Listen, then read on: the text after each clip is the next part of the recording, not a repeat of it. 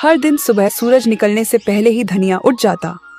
ठंडी हवा चल रही होती, आसमान में हल्की लालिमा होती और गांव के ज्यादातर लोग अभी गहरी नींद में होते। लेकिन धनिया अपने पुराने हल और बैलों को लेकर खेत की तरफ निकल पड़ता। दरवाजे पर खड़ी उसकी माँ प्यार से कहती, बेटा धनिया, थोड़ा आराम भी कर लिया कर। दिन रात इतनी मेहनत करते करते तू बहुत थक जाता होगा। सुबह से शाम तक खेत में काम करता है, फिर भी चेहरे पर शिकन नहीं लाता। मुझे तेरी चिंता होती है बेटा। शरीर को भी थोड़ा आराम देना ज़रूरी होता है। माँ, अगर मैं मेहनत नहीं करूँगा तो हमारे घर का चूल्हा कैसे चलेगा? हमारी ज़रूरतें कैसे पूरी होंगी? मुझे पता है मेहनत मुश्किल होती है, लेकिन यही हमारी ज़िंदगी का सहारा है।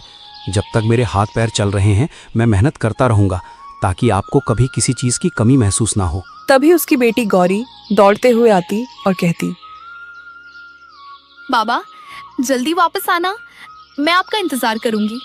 देर मत करना, मुझे अच्छा लगता है जब आप जल्दी घर आ जाते हैं। धनिया अपनी बेटी के सिर पर प्यार से हाथ फेरता और खेत की ओर चल पड़ता।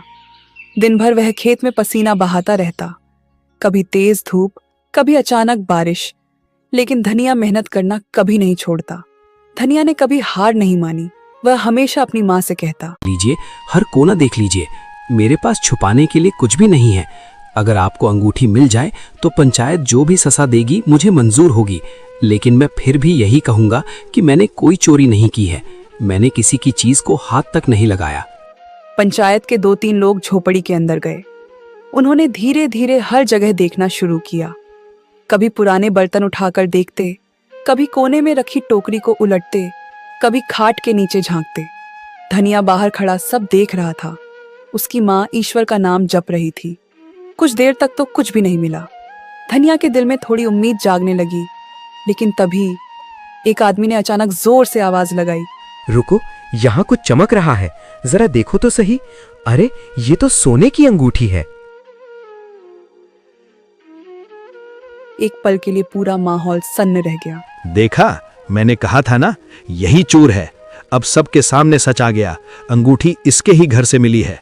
नहीं, ये अंगूठी मेरी नहीं है। मैंने इसे कभी नहीं देखा। मुझ पर झूठा इल्जाम लगाया जा रहा है। ये झूठ है। मेरा बेटा ऐसा नहीं कर सकता। किसी ने जानबूझकर हमारे घर में ये अंगूठी रखी है ताकि धनिया को बदनाम किया जा सके। लालाचंद सेठ के चेहरे पर तुरंत नकली हैरानी आ गई, लेकिन अब पंचायत के लोग एक दूसरे की तरफ देखने लगे, क्योंकि अंगूठी सच में धनिया के घर से मिली थी। अब तो सबूत भी